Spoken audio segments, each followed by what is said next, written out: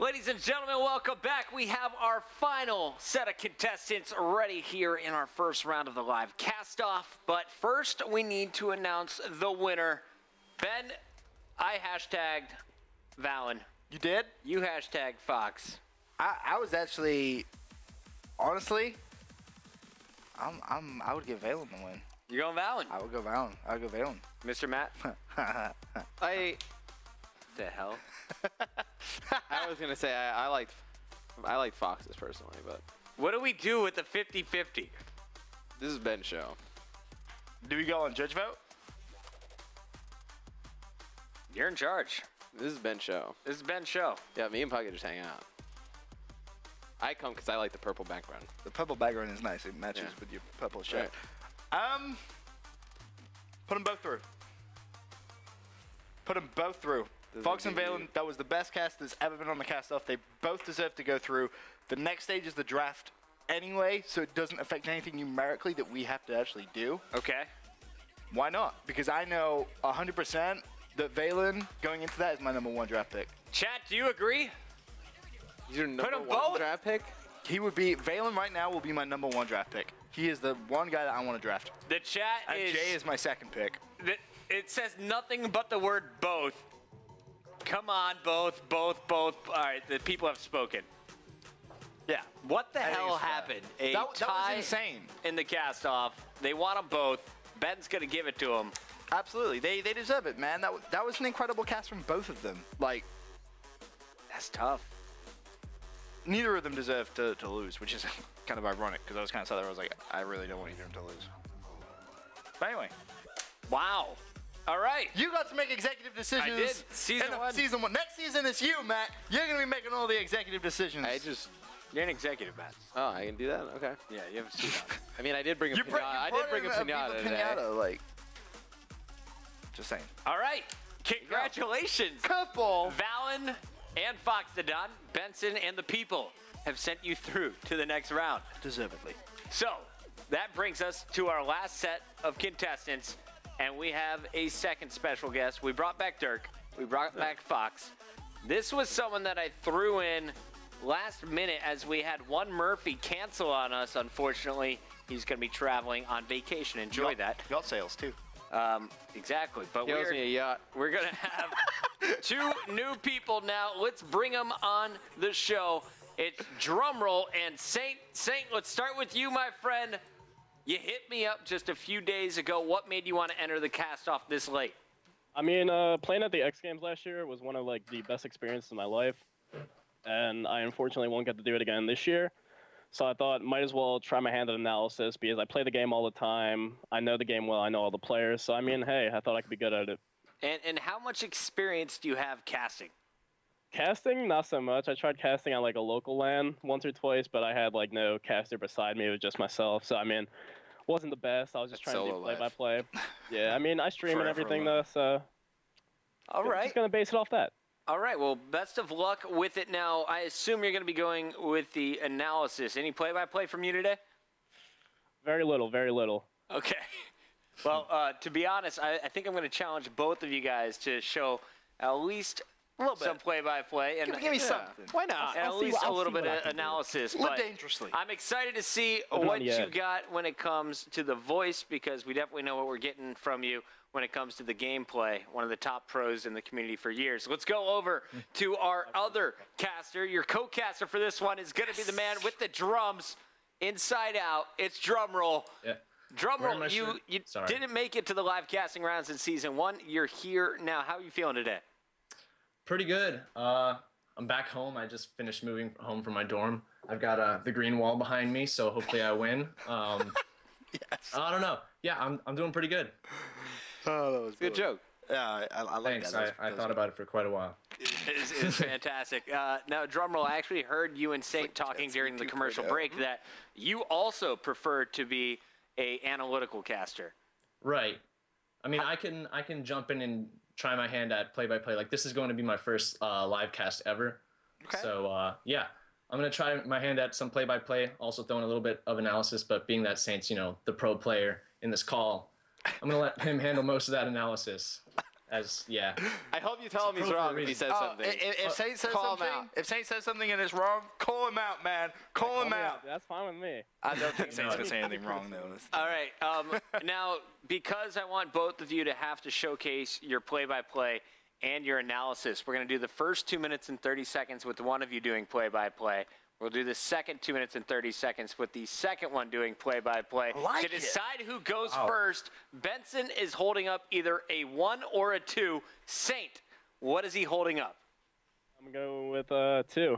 Correct. It is a 2. It was a 2. Good job. Drum roll. You can either receive or kick. That means you are going to be opening things off. Benson, go ahead and start the game right now. Wait, so who's doing analysis? I'm going to give you guys a second to get into the action. It is going to be Saintt on the analytical end. It is going to be drum roll, play-by-play first. All right, with that said, drum roll, take it away, my friend. All right, we're hopping into Detroit Hardpoint here with TCG versus Infamous. TCG is a really good upcoming team out of the local tri-state area.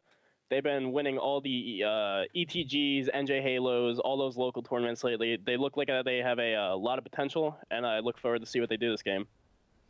Yeah, Detroit's definitely one of my favorite hardpoint maps to cast over. It's the smallest. It's going to be the quickest. Not so much about early rotations. You can get to hills quickly. And, yeah, I'm pretty excited. First off, I'm going to go on board with the Sentinel squad, TCG. I want to see what these guys are rocking this game so far. ASM, we got an IMR from Pembley, so I want to see what he's going to do with that. I expect him to go to the fire window, so he's going to push through this school side right now with his knife out. He is going to fire window with that IMR. He's going to pick up first blood right there on Hipvan, and it looks like early control to this hill is going to go to the TCG squad. Detroit Hardpoint is definitely one of the fastest hardpoints in the game, if not the fastest. You expect to see 1 AR on each team at most. There's not too much anchoring on this map. It's going to be a lot of sub gameplay, and subs breaking hills is really what's going to make the difference in this map. Yeah, right now we got Pembley. He's on 3 and 1. He is using that IMR really effectively in and around this hill. He's going to be holding down from this garage window side. He does get taken out there in the kill feed by Citrus. Hopping on board with Citrus now. He's 2 and 2. He's on a 2 streak as he picks up... I'm sorry, no, that was... we're now... Okay. We're on board with Las Le Vegas. He's bringing this ASM-1 into the hill. No, he's going around the hill, and I'm going to throw it on over to you, Saintt. All right. Even though TCG lost the hill there, they're still doing a great job. They anchored the spawns for the green hill, which is one of the more important hills on the map. It's extremely hard to break. The way you're going to want to break it is by pushing through mid-street and through school, getting to the back trailer, and working the hill from the back and the front at the same time. Right now, Infamous did a really good job there breaking the trailer, but TCG is about to slay them out right now. Actually, they just cleared out the trailer, so they're getting the spawns right now. Really good break by Infamous, and I look forward to see if they can hold this hill for the rest of the time. That'd be really big to help them get back in this game. Yeah, right now I'm looking to see people like Profizi heat up. He's going 3 and 4. Inverted's going even with 2 and 2. You've got this entire Infamous squad, 4 and 6, 5 and 5, 5 and 4 from Insanity. Citrus going 4 and 5. They're all getting those kills evenly. But you need to see people like Inverted with TCG pick up the slack here. As they're holding this hard point right now, it's 48-24 in favor of TCG. With 11 seconds left in this, we're going to see which team gets to garage first and holds those spawns. Yeah, that was a really good hold there by TCG at the end of the hill. I want to see Silpy go around through that alley and get spawns for them. Pemby just tried as well, coming from the ambulance with the IMR. I would have liked him to go all the way around because he had the IMR. He should have played distance. But regardless, TCG still did get the spawns. Now it's just going to be a matter of them breaking into the hill.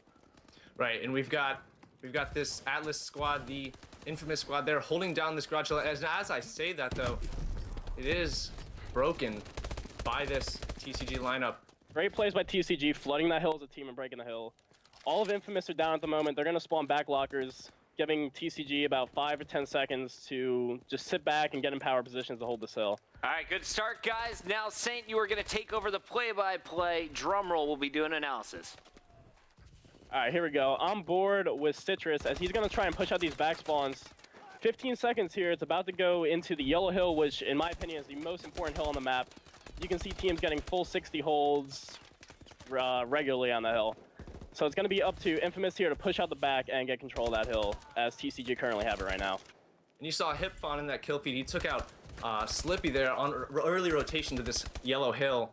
That's going to be really key here for this Infamous squad to keep holding down this hotel. As you see, they're pushing out this green side. They're getting all of TCG to spawn over green, which in my opinion is the favorable place to spawn your opponent. You want to get this back spawned by the trailer here so you can easily access this yellow hill. Yeah, really good plays right now by Infamous, holding the alley and holding the front of the hill. They're not allowing TCG to push through the back and get spawns. They're holding the front of the hill and they're slaying it down right now. But as soon as I say that, TCG are going to break the hill and they're going to try and fight for these last 25 seconds. Yeah, TCG really needs to try to flip these spawns right here because as you can see, Infamous are still all spawning right back in the back door, and that's an easy access point to that yellow hill. Really close game right now, but unfortunately TCG pushed out those spawns a little too late, so they're going to give Infamous the good spawns going into the school hill. Yeah, you see Infamous here. I'm on board with Citrus. He's holding down that garage side, that fire window entrance to the school hill. He's going to be taken out from behind by Profizi, or I'm sorry, by Inverted. Hopping on board now with Le Vegas as he's going to push out this. He's taken out as well. Yeah, surprisingly, this hill's going really back and forth. Infamous had the spawns at first and had full control of the hill, but TCG immediately broke it. And now TCG have retook and have a really good hole in the hill right now. Infamous are going to be flooding out of fire in mid-street. It's going to be a matter of TCG holding down mid-street with an AR and holding down the fire side with their subs. Yeah, right now we got only Le Vegas is the last guy alive in the hill. He actually backs out to get his health back. And he's taken out, unfortunately, right there by Silpy, I'm sorry. Looks like TCG should hold the rest of this hill. They got good positions right now. They just want to slay out a little bit more, maybe get control of the pit so they can jump over the pit wall and get control of the mid-Atlas hill and scrap them some time in that. Right now we're back on board with Profizi. He's the last guy holding that scrap time. He's going to push out towards this wall side he is taken out. Now on board with Penalty with the bow. He is in that fire window, and he's going to be looking to see who he can pick off. Right now we have TCG with like full control of this game, 147 to 88 with 4 minutes and 30 seconds left. All right, thank you guys. Let's stop it there and bring it back to the studio as the game continues to play out. Matt, let's start with you. Thoughts on our casters. Who do you want to start with first? I'll start with Saintt.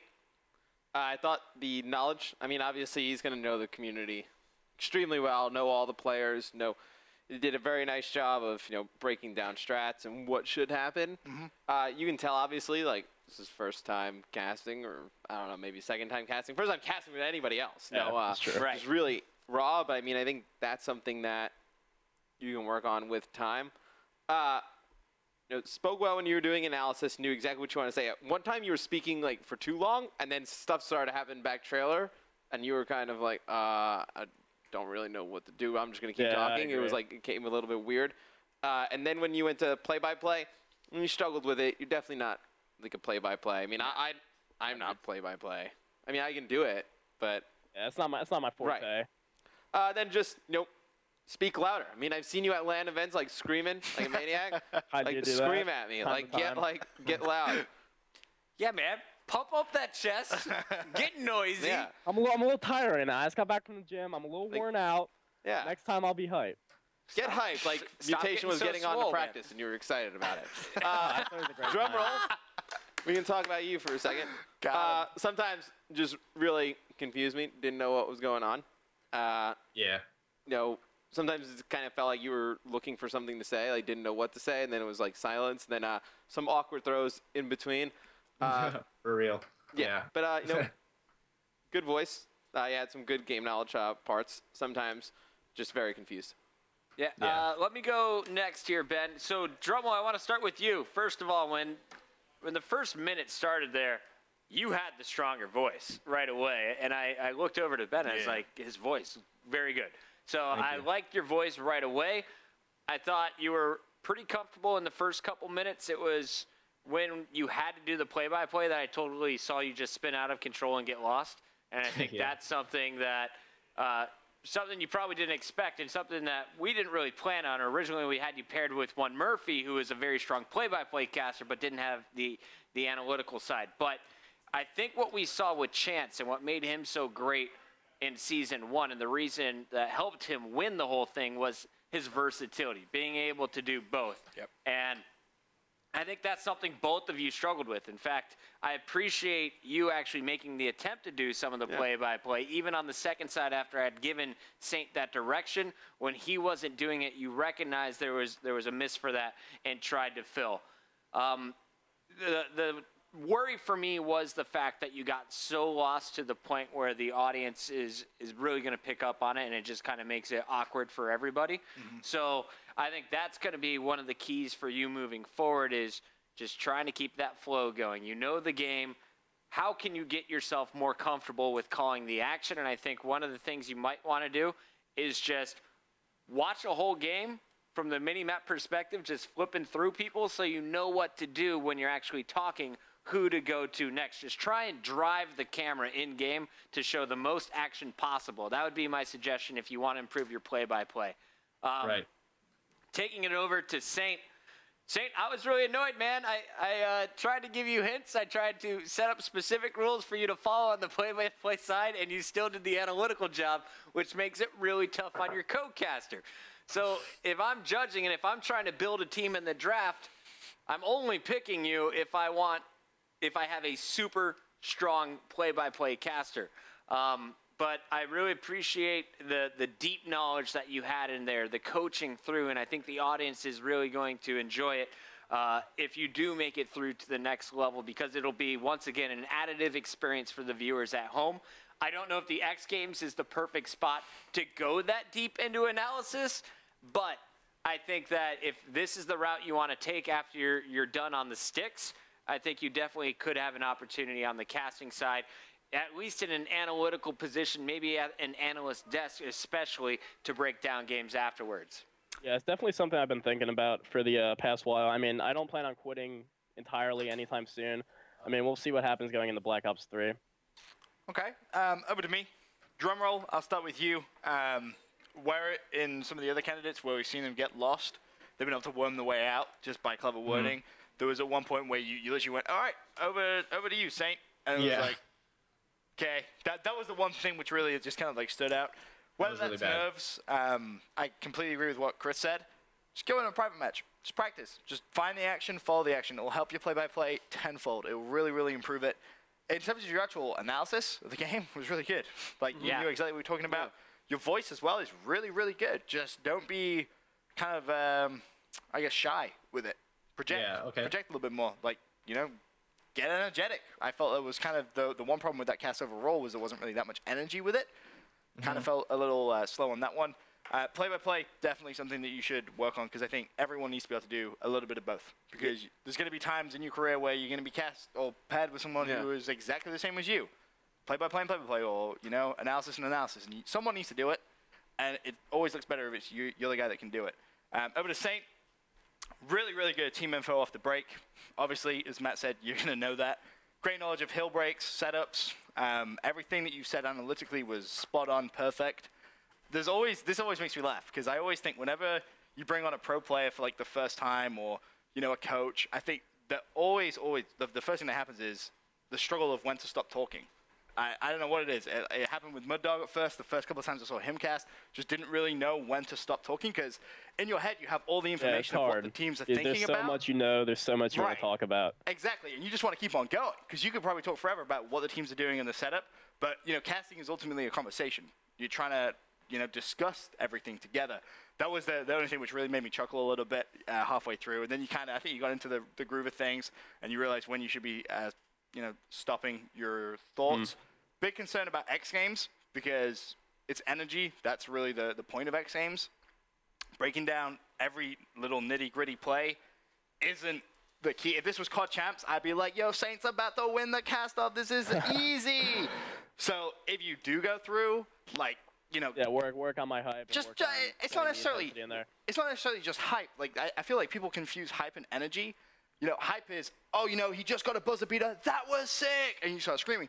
Energy is just generally projecting your voice and, you know, sitting upright and just generally just going for it. Like, be loud. Be a little bit louder. It felt at times like you were a little quiet. Unsure whether that's your microphone.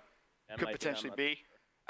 Play-by-play, as Matt kind of said, we don't expect you to be good at play-by-play. It's totally different if you watch me streaming at home to when you watch me on camera, either at the studio or in the booth. You just got to put on this caster persona, and then you just got to project and think of, I'm talking to people and I'm entertaining them. And if you are watching yourself and you're not entertained by your own voice or what's going on there, you just got to figure out, like, what would I want as the audience and try and strive for that. The knowledge is there. My question is, can you bring the energy and everything else that we're looking for? I think you have the potential. I definitely think you can. Yeah, without a doubt. I think I can as well. I mean, I'm just going to watch some more streams, some more casts. I usually watch players play, so like I'm watching listen-ins for the most part when I watch streams. But I'm definitely going to watch some more casts and take some notes off of that. Yeah, watch Gfinity this weekend. Yeah, they go. 100%. I definitely plan on it. Awesome. Well, we want to thank both of you guys for coming on. Before we let you go, though, we'll let you make one plea to the fans. They decide your fate, whether or not you will make it to the draft round. Drum roll. I'll let you kick things off. All right, guys. First, I want to thank everyone for watching today's cast off. Like, I think I can improve a lot if I get a second chance. We didn't have much time to practice. Like, Saintt and I just got in the call just now together for the first time. So I think there's definitely a lot more room for improvement with me. I want to thank the judges for obviously taking the time to bear with me on that cast and just listen to it. I kind of struggled a lot. I'm going to go ahead and admit that to you guys if it wasn't already apparent. But so yeah, hopefully I can get another shot at this. If not, I'll be back next season trying a lot harder. So thank you. All right, thank you, Drumroll. Let's send it over to Saintt. Saintt, why should you go to the next round? I have a lot of knowledge in Call of Duty. Well, first off, thank you for letting me come on and do this last minute. I know it was late that I hit you up about it. I never really heard about you guys doing this again until recently. So thank you again for letting me come on so last minute. I mean, I have a lot of knowledge of Call of Duty, all the players, all the backstories. So, I mean, that's my main focus in casting. I look forward to watching more casts in the future and improving on those, and hopefully I can go the distance. All right, appreciate it, Saintt. That is Saintt. That is Drumroll, guys. We're going to shut down the Skype and open up the fan vote. Let us know, who do you want to see going into the draft rounds? We had a twofer last time as it was tied 50-50. Valen and Fox are going to be moving on to the next round, but now you need to decide, is it Drumroll or is it Croissant Co-Saintt? Croissant. Croissant. Yeah, that should be his caster release. Right? That was a good one. Yo, Croissant. He should get a little mustache. Saintt, you have a bright future in France, potentially. You can become a French Saintt. caster. See. Wait. See, that's... oh Spanish. my God. Yeah, anyway. Bonjour. Oui. Anyway. Okay. Guys, now that they've dropped off the call, who would you hashtag here? Saintt. I would hashtag Saintt. I feel like See. he's that basketball player that you draft in the top 8, like just off like athleticism, and like, oh, you can either train him how to play basketball within 2 or 3 years, right? And he's like good, or he just becomes a free agent and he's just awful. I would immediately go after Saintt, and I would go after Valen in my draft. They would be the two guys I would immediately go at, because then you would have the best of everything that we've seen thus far in the cast stuff. Good luck, man. I'm going to crush you in the draft. You pick whoever you want. I know who I'm hashtagging. Guys, we will find out your answer. Actually, should we make the call now? Should we do the commercial? Give the people time. Commercial break. We'll be right back. Time. Drumroll fans, man. You got time.